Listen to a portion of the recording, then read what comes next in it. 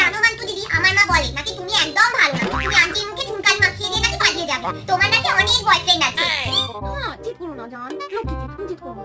তো লোকজন হয়েছে তুমি কি করে বোঝার চেষ্টা করো না, কিছু কিন্তু বলো। হ্যাঁ তুমি যেমন বলেছিলে লাল শাড়ি পরে লাল ওড়না দিয়ে সেজে গুজে বসে আছি, একেবারে সামনাসামনি দেখবে। রাখো রাখো, আমার জান তুমি ওকে ভীষণ ভালোবাসি। আমার জানের সাথে আমার ক্লাস 6 থেকে প্রেম, আমি আমার মাধ্যমিক পরীক্ষা, আমি জানি আমি টাকা ফেল করব। আমার বাবা বলেছে যদি আমি ফেল করি তাহলে আমাকে বিয়ে দিয়ে দেবে।